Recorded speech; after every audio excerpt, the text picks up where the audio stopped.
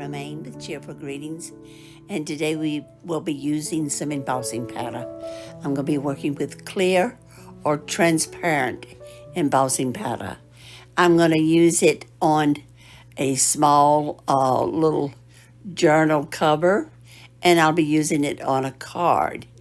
And each one will have an entirely different appearance. Even though I'm using the same technique, I'll be using two different inks, and there will be quite a difference. And this is what I want to show you today. This is my little folder. It's made from a file folder, and I'll be enclosing some little papers inside after I finish the cover. But for this time, we're going to be working with the cover only. I'm going to put some glue by using my glue stick on the outside of my little journal or pamphlet, whichever you want to call it, which will go inside the junk journal. What I plan to do here is I'm going to be using some book pages, and I want to cover the outside of my little cover with a book page. And I had a book that was fairly large, so I'm able to cover both the front and the back at the same time. And I'm going to turn it over a little bit and make sure it's good and straight. This side did not have much writing, so that's the side that's going down.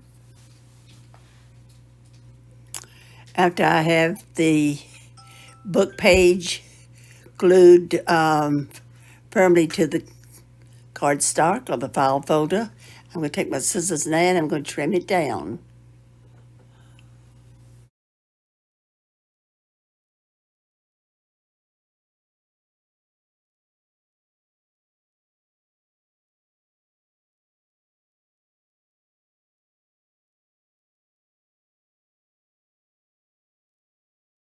I'm making sure my folder is folded in half and that the corners meet each other.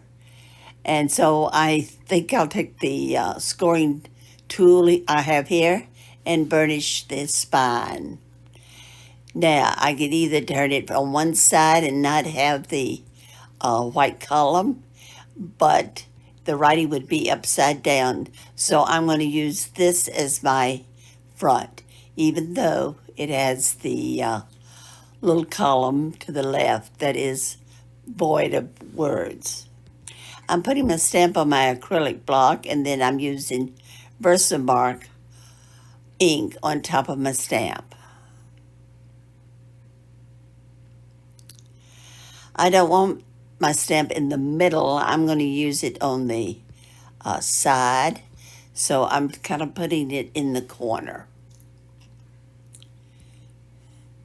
Now that I've taken it off, you won't be able to see very clearly the image imprint.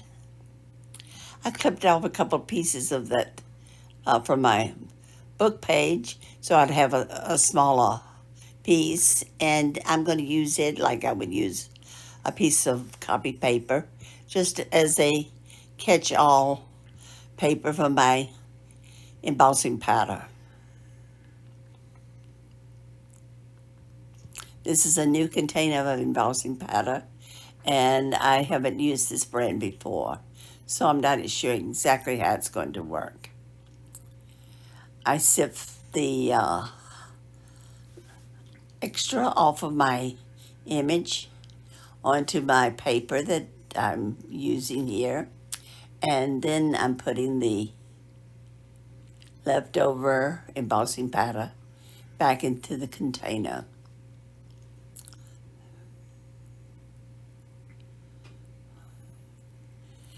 Now I'm going to take my heat gun and I'm going to heat my image. You can see, if you look closely, you can see some of that embossing powder before I use the heat on it.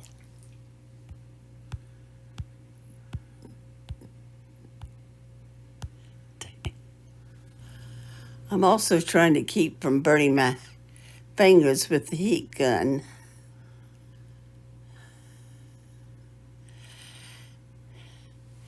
As the embossing powder melts, you can see the image appearing on the cover.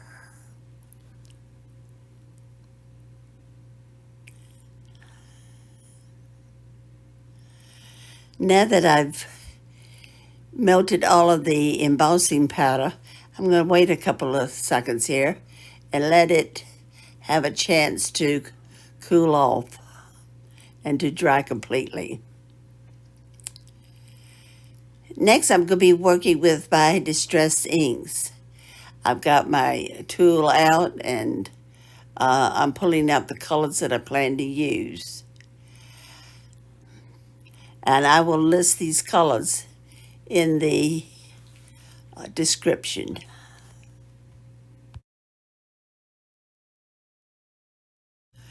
The colors that I'm going to use are Peacock Feathers, a Fired Brick, and Seedless Preserves. So they're the three that I'm going to be using. I'm starting with the Peacock Feathers, and I started in the corner with it.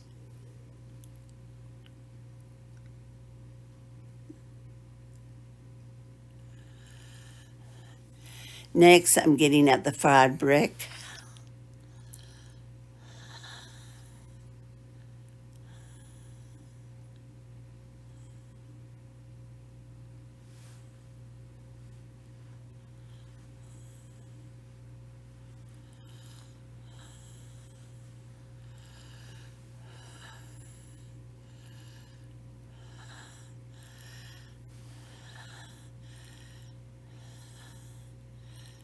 And lastly, I'll be using the Seedless Preserves.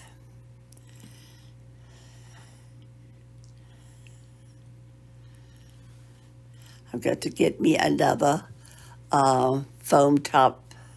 I try to use only one color for each foam top, so I put the label on the bottom so I can keep track of which foam was used with which color. As I begin to color on the front of the cover, you will see that the image is really appearing underneath.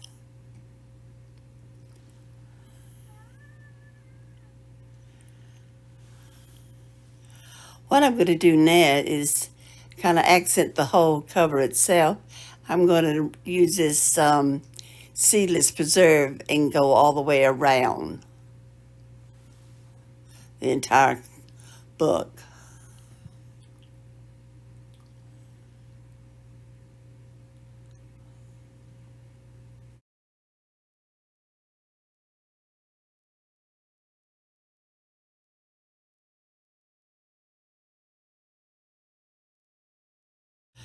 Now inside the cover, I will be putting another page of writing, a book page inside, but I'm not going to work on that right now.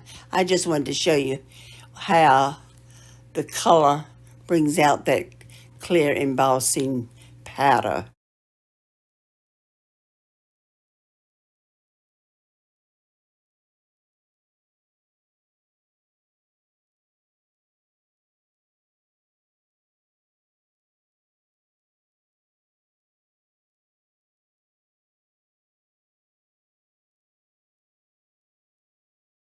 I don't like the red on this, so I'm going to just kind of smooth it out a little bit so it shows up a little more.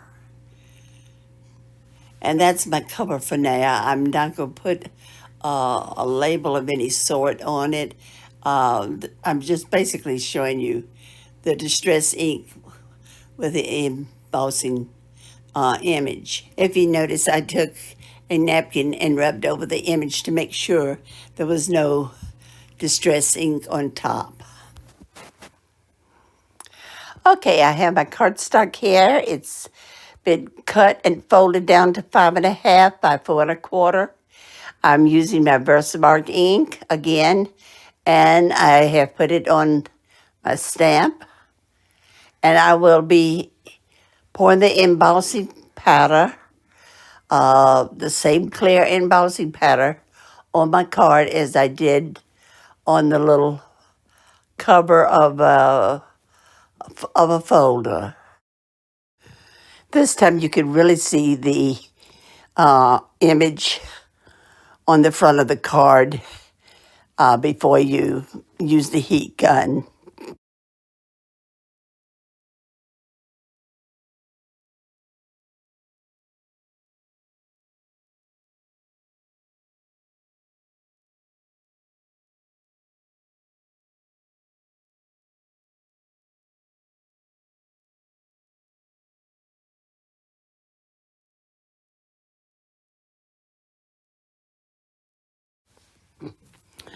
This time I will be using some inks from Stampin' Up. These are not distressed inks.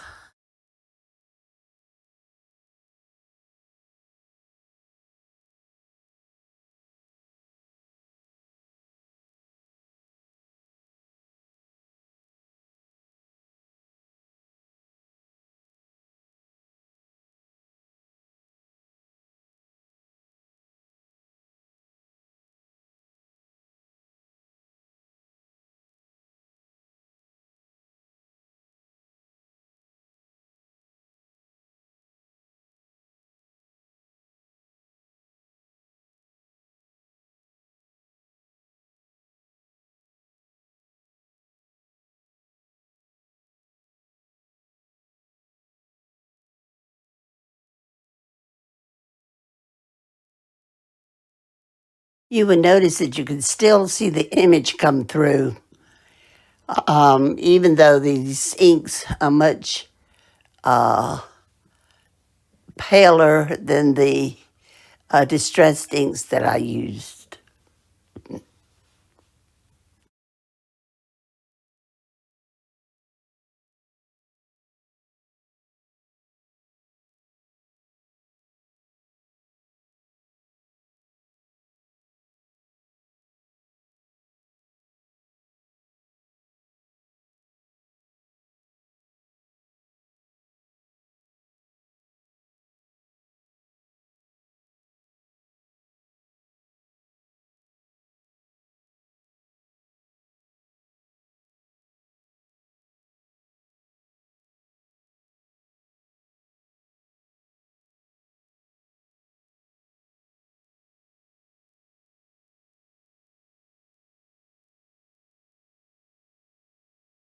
I'm afraid I've been putting this ink on really too quickly because it's not as smooth as it should be.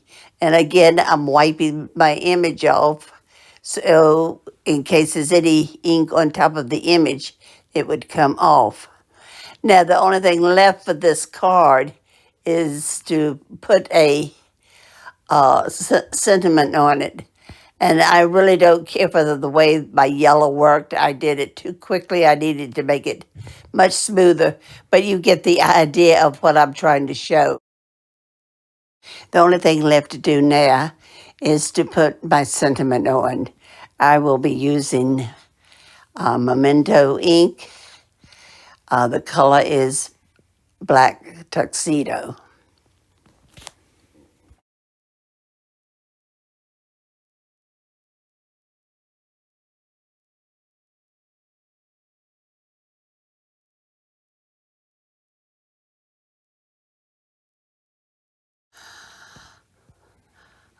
Okay, here's my finished card.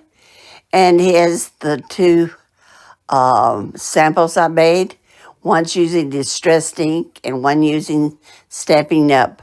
I hope you enjoyed this tutorial. If you did, please come back and see me and see what I have in store for you for next time.